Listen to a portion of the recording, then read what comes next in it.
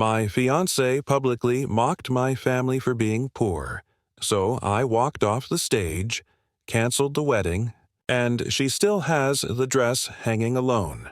I'm a 29-year-old guy, and for most of my life, I believed love could fix anything, even the kind of distance money builds between people.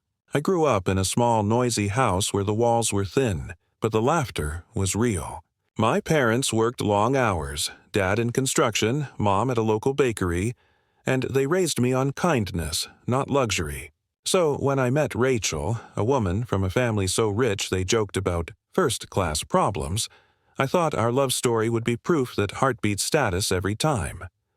The first time I met her, she looked like everything I'd never had. Elegant, confident, effortless. She liked how grounded I was. I liked how she made me feel seen. We started dating, and for a while it felt perfect. She said she loved my simplicity, my realness. But even then, sometimes when I told her about my life, my dad fixing cars in the garage, my mom saving coupons for groceries, I'd catch that flicker in her eyes. Pity. The kind people mistake for empathy. When I finally proposed, I did it at sunset on a quiet pier with a ring I spent months saving for. She cried, said yes, and for that moment I thought nothing else mattered. My parents were overjoyed. Dad even built a small arch out of wood for the engagement photos. Rachel's family attended too, dressed like they were meeting royalty. I noticed her mother's polite smile. The way her father's handshake felt like a test. That night, Rachel kissed me and whispered, "I can't wait to show everyone what we'll become." But somehow, her tone made me feel like I was the one who needed to become something. And that's when the first crack appeared. So small, I almost convinced myself it wasn't there. At first, wedding planning felt like a dream come true. Rachel dove into it like a full-time job. Mood boards, designers, floral themes, 5-star venues. I just wanted something simple, something real. But simple was not a word Rachel liked. When I suggested a smaller ceremony to save money, she looked at me like I'd just insulted her family name. "This is my day," she said, her voice sharp. "You only get married once. We can't make it look cheap." That word, cheap, lingered. I tried laughing it off, telling her I just didn't want to start our marriage in debt. She smiled tightly and said, "Don't worry, babe. My dad said he'd help with the costs. If everything looks respectable." I didn't realize respectable meant unaffordable. Suddenly, I was attending tastings where the appetizers cost more than my weekly paycheck. Every vendor she picked spoke to her like she was royalty, and to me like I was tagging along. I could feel the invisible line. Her side was the ballroom. Mine was the kitchen door. The first time it really hit me was when she laughed during a phone call with her friend. "He's sweet, but he doesn't get luxury.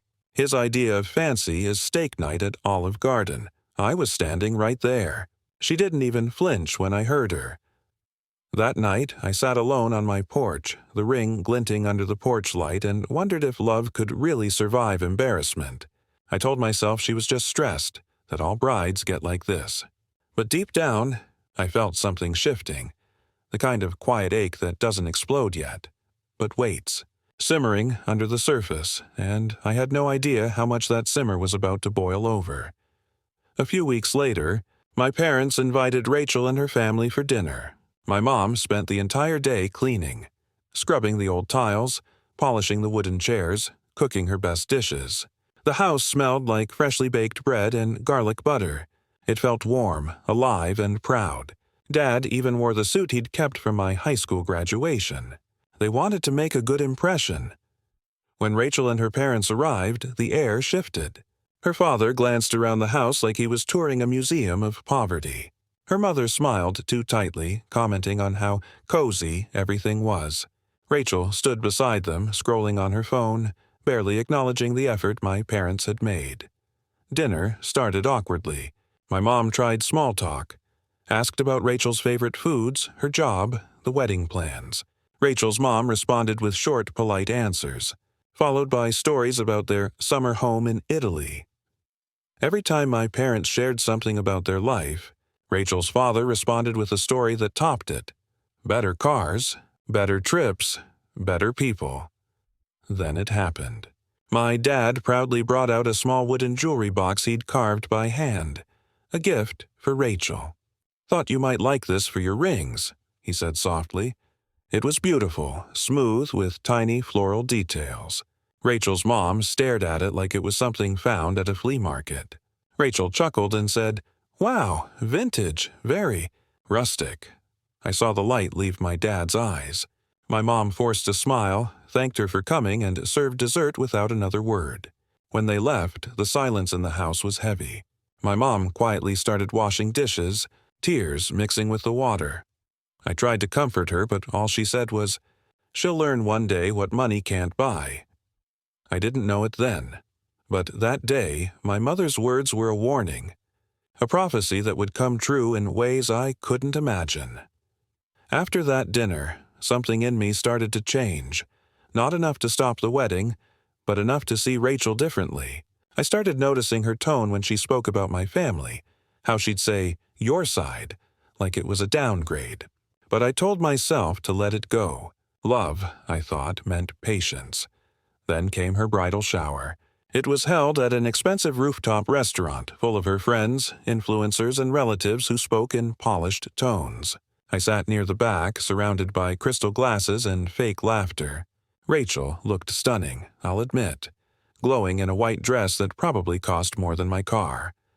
When it was time to open gifts, everyone gathered around. My dad had spent days building a custom wooden jewelry box for her, the same kind of work he'd been doing since I was a kid. He even engraved her initials on it.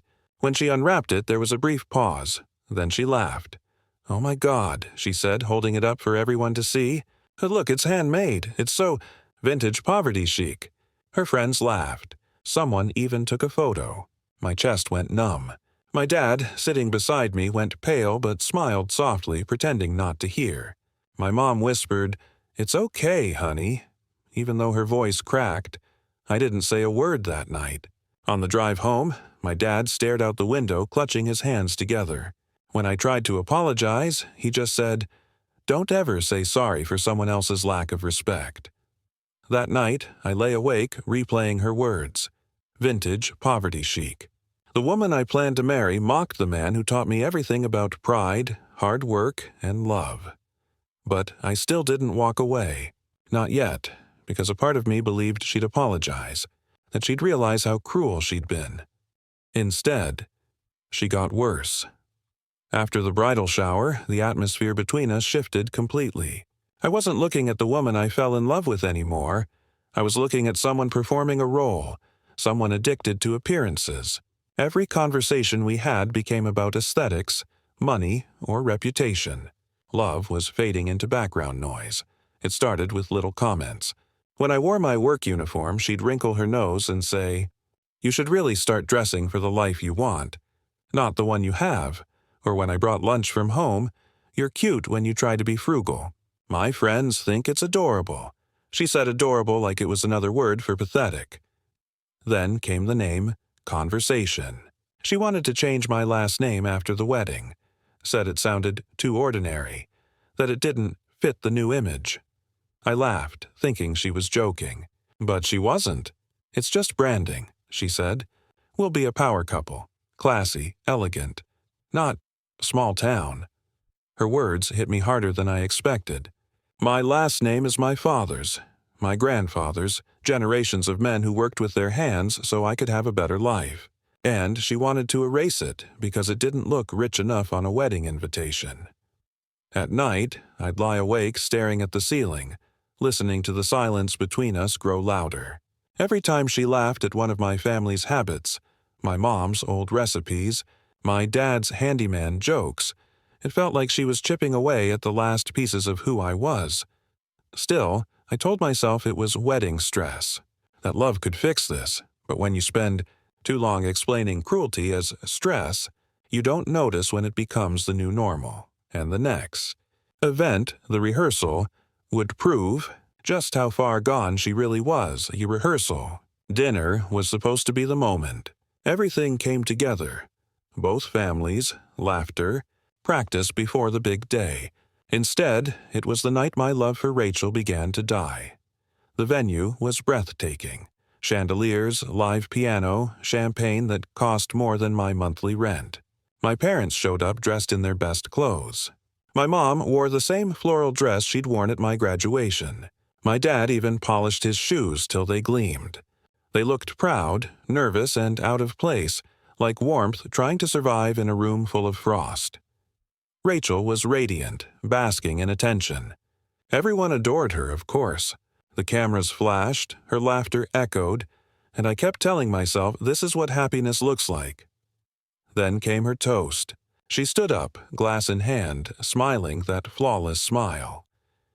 "I just want to thank everyone for coming," she began, her voice soft and sweet, "and especially my fiancé, for proving that sometimes love really can cross social classes. Who knew upgrading a family bloodline could be this fun?" The laughter was instant, loud, cruel, but I didn't laugh. My dad's hand froze halfway to his mouth. My mom blinked rapidly, her smile trembling. The room was spinning. Champagne, laughter, clinking glasses, all of it blurred into a soundless hum. After everyone dispersed, I pulled Rachel aside, my hands shaking. What the hell was that supposed to mean? She rolled her eyes. "Oh, come on, it was a joke. You're so sensitive lately." They all laughed. "Lighten up." "Yeah," I said quietly. "They laughed at me." She kissed my cheek, whispered, "Relax, babe. You'll thank me when you're part of the elite." That night, driving my parents home, my mom didn't say a word. My dad just murmured, "She doesn't love you, son. She loves the version of you she wants to show off." And as I stared out the window, I realized the wedding wasn't a celebration anymore. It was a performance, and I was the prop. The morning of the wedding, everything looked perfect. Too perfect. The sky was painfully blue, the flowers smelled like a dream, and the air buzzed with money. But beneath the perfection, my stomach churned like something inside me knew this was wrong. The venue looked like something out of a movie. White roses draped along marble railings, gold-trimmed seats, chandeliers glittering like stars. I remember standing in front of the mirror, tightening my tie, whispering to myself, "Just get through today. After this, everything will calm down." But deep down, I knew this wasn't peace. It was surrender. When the music began, the guests turned as Rachel walked down the aisle. She was breathtaking, no doubt. Her dress shimmered like liquid diamonds. People gasped. Phones flashed. But when our eyes met, all I felt was distance. Like the woman walking toward me wasn't the same one I fell in love with years ago. Then came the vows. Her turn first. She smiled at the crowd, her voice trembling, but not with emotion, with performance. "When I met you," she said, "I never imagined I'd be marrying someone who taught me that love doesn't need wealth. Though it definitely helps." Laughter, actual laughter. A few guests clapped. I froze. I looked over at my mom. She had her head bowed, her hands clasped tightly. My dad stared straight ahead, jaw clenched. My heart pounded so hard it drowned out the piano music. Then it was my turn to speak. My mouth went dry, my hands shook. I looked at Rachel, smiling so proudly, and something inside me broke. I opened my mouth, but no words came. Just silence. Heavy, suffocating silence. Everyone waited. The officiant looked confused. Rachel tilted her head, still smiling, waiting for me to play my part in her perfect show. And that's when I decided. I wouldn't say a single word. Not yet. Not here. Not like this. The silence stretched so long it started to hum. Cameras hovered. Guests shifted uncomfortably, waiting for the joke to end, for the groom to snap out of it. Rachel leaned toward me, her whisper sharp and sugary. "Say your vows, babe. You're ruining the moment." Her voice was dripping with irritation, not love. That's when it hit me. This wasn't my wedding. This was her exhibition. And I was the exhibit. I looked out at the crowd, her family smirking, her friends recording on their phones, my parents sitting small and quiet in the back row. My mom's eyes glistened, and my dad, he wasn't angry. He just looked tired, defeated, like a man watching his son drown in silence. So I took a breath, stepped back from the microphone and said, loud enough for everyone to hear, "I can't do this." The room gasped. The officiant froze. Rachel's smile collapsed into confusion, then rage. "What the hell are you doing?" she hissed. I turned to the crowd. "I can't marry someone who mocks the people who raised me, who made me feel small because my family has more love than money." The whispering started. Cameras caught every word. I didn't yell. I didn't cry. I just spoke. Calm, clear, final. Rachel tried to grab my arm, but I stepped back. "No, you've had your spotlight. I'm done being your prop." Then I walked off the stage, past the shocked faces, the murmurs, the flashing phones. My footsteps echoed louder than any applause could. My mom stood as I passed, tears streaming down her face, but this time they weren't from shame. My dad stood too, his hand on my shoulder as I walked by. No words, just pride. Outside, the wind hit my face like a baptism. Cold, clean, real. I'd left her behind, along with the version of myself that kept begging for her respect. But I didn't know yet just how loud the fallout would be once the world saw what happened. By the next morning, my face was everywhere. Clips of me walking off the stage flooded social media. Hashtags, slow-motion edits, even reaction videos. Some called me the runaway groom. Others called me the legend who dropped the mic. My phone buzzed non-stop. Rachel's version of events spread fast, too. Her friends posted filtered photos with captions like, "heartbroken but strong," while implying I'd humiliated her for attention. Her mother even gave a statement to a local magazine saying I'd cracked under pressure and embarrassed both families. I didn't say a word. I deleted every app, turned off my phone, and stayed quiet. But my silence only made people talk more. One video, filmed by a guest, went viral. The moment I said, "I can't marry someone who mocks the people who raised me." It hit millions of views. The comments were full of strangers calling me brave, saying I did what most people never have the courage to do. Meanwhile, Rachel blew up my phone with voicemails, screaming, crying, threatening, "You humiliated me.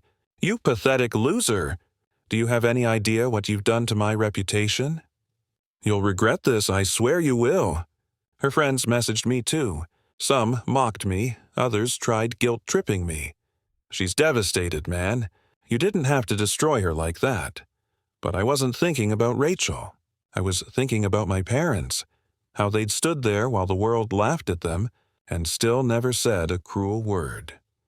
When I went home that night, my mom was sitting on the porch with a blanket around her shoulders. She looked up and whispered, "I saw the video." I braced myself for disappointment, but instead she said, "You did the right thing." That broke me. I cried, the kind of tears you don't hide or wipe away. But the internet wasn't done.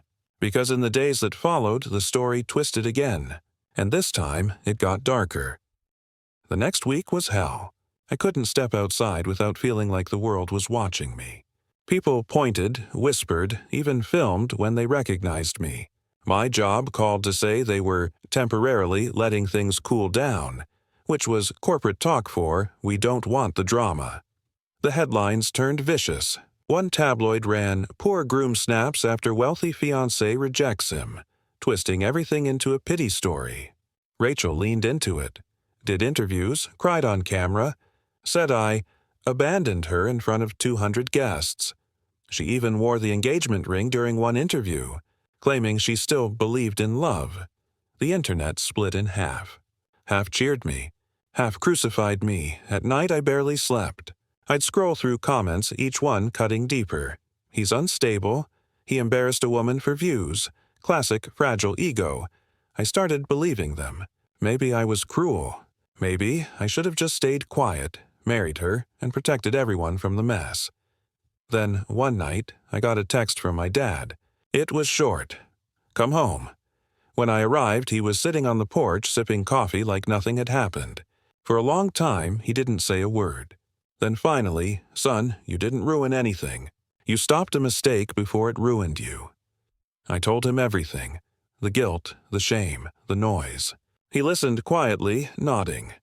"You made us proud," he said simply. "You stood up when everyone else was laughing. That's what a man does." It broke me all over again, but this time it wasn't weakness. It was release. The weight of pretending, of holding it all in, started to lift. That night, I slept for the first time in days. But peace never lasts long, because just when I thought things couldn't get worse, someone from Rachel's world reached out, and what they told me shattered everything I thought I knew. A week later, I got a message request on Instagram from someone I barely recognized, Claire, one of Rachel's bridesmaids. My first instinct was to ignore it, but something about the timing made me curious. I opened it. "Hey," she wrote.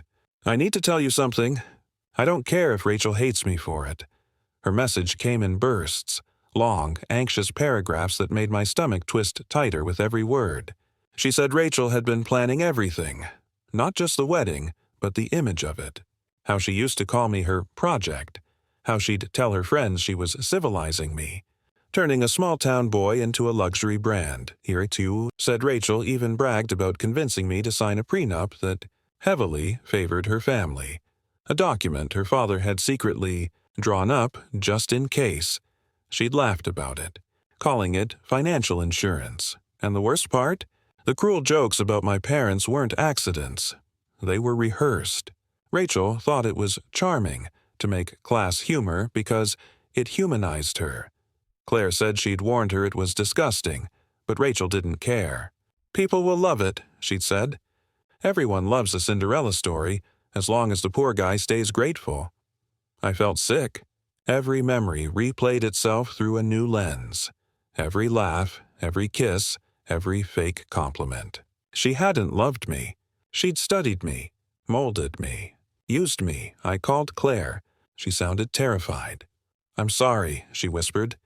"I just couldn't watch her twist this anymore. She's telling people you used her for clout." That's when the anger finally hit.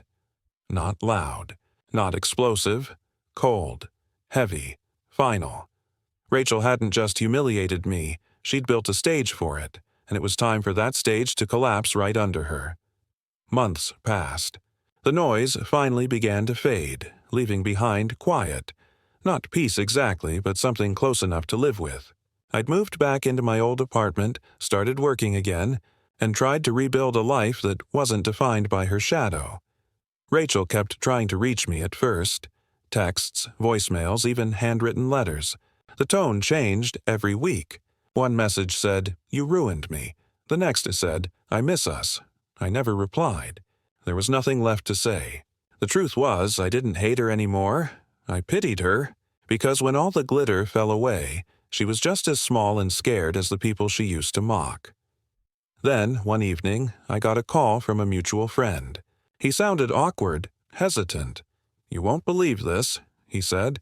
"Rachel still has the wedding dress, hanging in her living room, like a statue." I didn't know how to respond. I pictured it, that beautiful, expensive dress, once a symbol of everything fake she worshipped, now hanging alone, gathering dust. A monument to what she lost, not me, but the version of herself that thought cruelty equaled power. My mom later told me she kept that wooden jewelry box my dad made.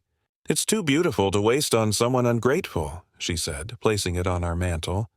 Inside, she stored family photos and a folded note that said, "Pride isn't money. It's knowing when to walk away." Sometimes I still think about Rachel, not with bitterness but with clarity. I used to envy her world. Now I realize it was hollow, because when you spend your life mocking others for having less, you end up surrounded by people who love you for what you can buy, not who you are. I walked away from that stage humiliated, heartbroken, and lost. But I also walked away free. She mocked my family for being poor, but in the end, she was the one left truly empty.